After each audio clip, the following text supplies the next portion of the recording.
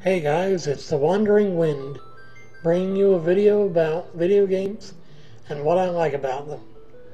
The Final Fantasy series started out as a last-ditch attempt for Squaresoft, the company that developed the series, to possibly get out of debt because they were falling on hard times. The creators didn't feel that the game would sell well and that this would be their last swan song, therefore the title. Well, to their surprise, Final Fantasy turned out to be a very, very well received game, and later on a very well received series. Sporting 15 games so far, as well as spin offs, the franchise has now grown quite exponentially. So today, in honor of the wonderful gaming and wonderful storylines of all the games that we know and love from the series, I'm going to bring you my top 5 favorite Final Fantasy games of all time. Now, before we start, I just want to remind you all that this is my opinion, and what I say doesn't necessarily mean that you have to take it as gospel. You like the games you like, I like the games I like, and really in the end it doesn't matter because we're all gamers. We all have different tastes. We all like different things. And for the most part, that's what makes us all great. Anyway, let's get started with number 5. At number 5, we have Final Fantasy X. The first title on the PS2, and then in 2015 getting a remake in the form of Final Fantasy X and X-2 HD Remaster. This game was the first Final Fantasy game to have live voice actors instead of on-screen text. Well, it had on-screen text, but, Anyway, this game had quite a lot of good things, including a new growth system for your characters called the Sphere Grid, where you could basically make Tidus into a master black mage, or make Waka into a walking tank, basically. The development system was very unique, and I really liked it, just because it was something beyond the linear kind of level up your character, learn new skills as they level up, and rinse and repeat. It was a new way.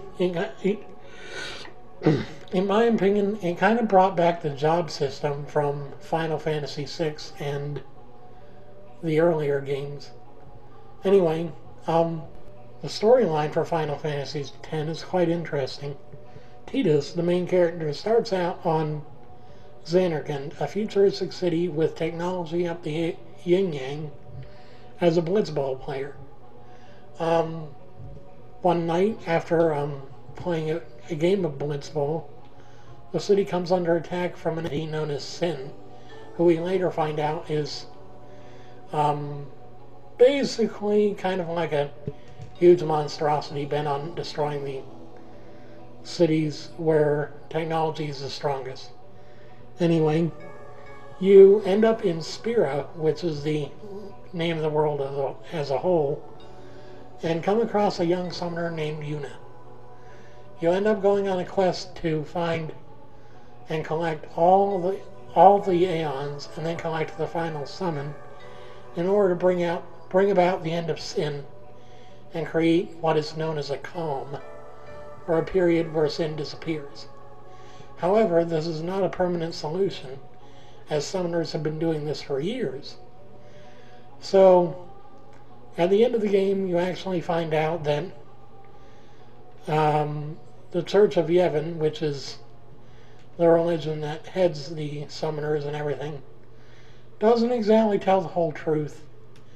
The origins of Sin are revealed, and it's quite an interesting story. The gameplay is good, the graphics are good for the time, and with the HD remaster it looks even better, although certain aspects could have been edited out. Don't laugh. But, yeah, Final Fantasy X was good for the time, and it's good now, considering that Well, it's in my number 5 spot, so what do you want? Anyway, on to number 4.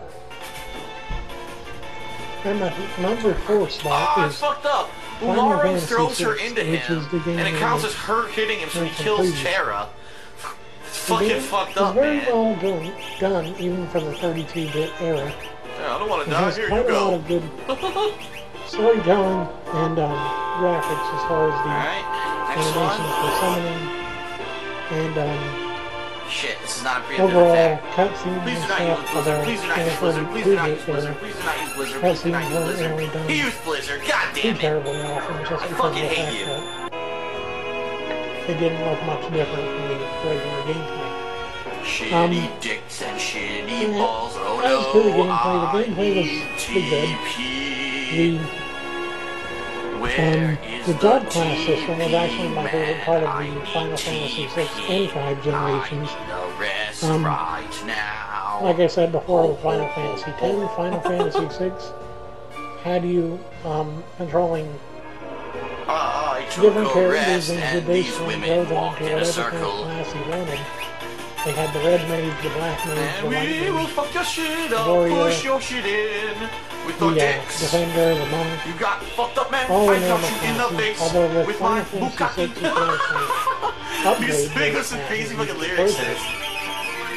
Later in the game. We are the warriors. It was actually quite a nice touch. You could really get a feel for with your mom. how deep strategy She wasn't even a good lady. Oh, it's over. I oh well. Spent we all gained the several level. hours playing this game, just developing suplex that fucking train. In order to do the it. next boss. Oh, let alone actually big ass damage. I kicked the train's ass by suplexing it off the tracks. Unfold as I played the game. They never anticipated hours of grinding. That was their only weakness. I really like some of the So you've been kicking their asses. And overall the game is when I returned here, I learned that Rachel had perished in an imperial attack. Quite good. Her memory returned just before she passed away.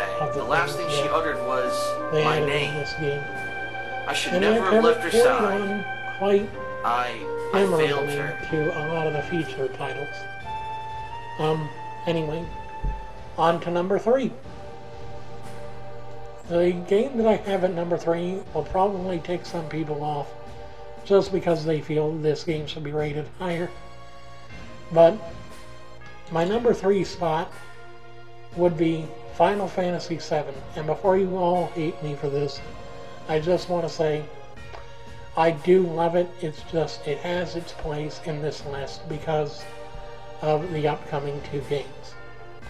Now, that being said, the first installment of the Final Fantasy series, move into the 3D realm, was actually very good for the time and still stands up today thanks to the invention of Steam and the ability to modify the game to where it has higher definition looking graphics, although I really wish we could do the backgrounds better too, but I guess that would be a bit too much.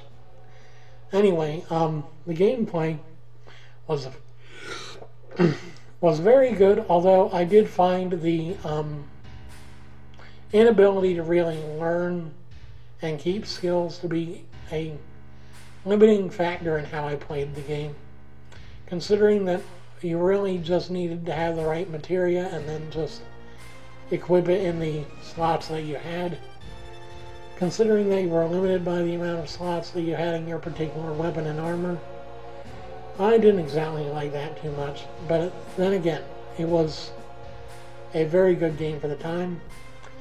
Now, the storyline was actually done quite well, in my opinion. This was one of the first Final Fantasy games to actually get me to relate to the characters in a deeper level, and was actually the second Final Fantasy game that I played as a kid. Well, it could have been the third if you counted the fact that I played Final Fantasy Mystic Quest first, but no one counts that as a Final Fantasy game anymore. Anyway, the storyline was, oh boy. The 2 favorite moments of mine were the airship scene with Sid when we first get the airship, and my top favorite scene of all time is when Aerith dies, because to be frank, I really cried when that happened. That was an emotionally charged moment in gaming history, I think. The gameplay, I mean, the storyline was actually done quite well, and it really made me think more about higher things than just day-to-day life because of the way that the world in Final Fantasy VII works. You see, the live stream flows throughout the planet, and people come from the live stream and people return to the live stream as they are born and as they die. This is a very interesting concept to me, because since everyone comes from the live stream and everyone returns to the live stream, you kind of never really lose the people you love. You just end up saying goodbye to them for a bit. It's quite ingenious how the creators brought that into the game and did that in such a way that it was very well received and very well constructed, I guess you would say. The summons were quite good, although considering that the first summon you really get is Chocobo, I would have went with something like Ifrit for the first summon in the game, but that's just me. Anyway, on to number 2. Number 2 will probably surprise a lot of people as well, because in my number 2 spot I have Final Fantasy VIII. Now, Final Fantasy VIII is a very, very well done game. Taking 2 years to develop, Final Fantasy VIII first debuted or was published in 1999 and was pretty well received. It got rave reviews, people loved it. They didn't exactly expect a turn from the kind of, well, actually they didn't expect the turn away from the fantasy style setting to a more industrial setting in 7, but to see the same kind of setting in Final Fantasy VIII really probably got people thinking. As a kid, this was the first Final Fantasy game that I played, and I really enjoyed it. Not just because of the storyline, although considering how many places you get to go, I mean really, you get pretty damn close to going to the moon, although I know that they did that in a previous game, but considering how high definition the quality was in this game, I was surprised you didn't actually get to go to the moon. The addition of a new gameplay tactic, which was the system, also really intrigued me, and I spent hours upon hours gathering samples of magic just to be able to upgrade my HP and attack all the way to the maximum. I tell you what, I spent more hours drawing magic from enemies than I did doing anything else. Other than that, I really liked the fact that the gameplay was quite memorable. Oh, also the card game. The card game was good. The card game was one of my favorite parts of the game, just because when I needed a break from the monotony of get into a random battle, kill this enemy, and then get a experience, or get into a random battle, draw all the magic you can from this enemy, and then get experience. And I mean, wow. But that was one of my favorite games as a kid, really.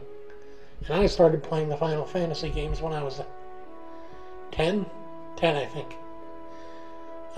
Anyway, this brings me to my honorable mentions. Now, my first honorable mention would have to be Final Fantasy XIII. Now, granted, the gameplay of Final Fantasy XIII was quite a lot different from any other Final Fantasy game out there. And it was very interesting in the way that they thought, oh, let's do this in real time, but also do it turn-based. I just thought that doing it both ways didn't really work. My second honorable mention has to go to Final Fantasy IV, and that's both the remake for the DS and the originals. I really liked those games. Although the DS remake was even better in my opinion because it added 3D and it also added more new features that included a customizability option for your characters and other things. I thought that was interesting. Anyway, this brings me to my number one spot. Now, remember, before you flame me, this is my opinion, this is my review, so if you don't like it, you don't have to watch. But please try to watch. My number one spot has got to go to Final Fantasy IX. The ninth Final Fantasy game, officially, is my favorite by far. And this is because of one simple fact. You get to basically roam an entire world filled with fantasy in 3D. You didn't get that in Final Fantasy VII and you didn't get that in Final Fantasy VIII. But in Final Fantasy IX, we return to the original fantastic style that we saw previously in other games. I love the gameplay. I love the way that you can heavily customize your characters to the point to where you really feel that the game is pretty much limitless in how you can develop your characters. I mean, granted, it takes a while, and sometimes you may get frustrated with just how many enemies you have to defeat for one particular skill to develop. But after you've gotten that, so it's quite easy to say, hey, that was worth it. Also, the storyline was quite interesting. Instead of just having the summons as, oh, well, they're a convenient plot point, instead the summons created quite a bit of extra cutscenes, extra everything. Plus, the fact that towards the end of the game you figure out that Terra, you end up going to Terra, which is another world that tried to I guess, fuse with Gaia, which is the world where the game takes place. And you end up traveling to Terra, which is actually stuck inside of Gaia, and you end up having to defeat the final boss, which is basically death. I thought that was interesting, how you ended up getting so many plot twists. At first you think the major enemy is Kuja, then you think maybe it's going to be Garland.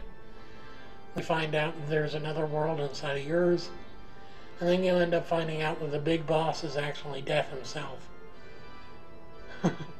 In fact, I don't think they brought X-Death back since. I don't know, I can't remember. Anyway, these are my top 5 Final Fantasy games of all time. If you liked the video, please subscribe and like and share, because every like, every share, every subscription really helps. Also, I'll put links to all 5 games, as well as the 2 honorable mentions, down in the description, so that if you want, you can go and buy them. I'll link Final Fantasy VII, 8, and 9 to their Steam, well actually their Amazon pages where you can buy Steam codes, and I'll link the other games to places where you can buy those for either PS3 or whatever through Amazon. Anyway, thank you for watching. Have a nice day. I'll see you soon.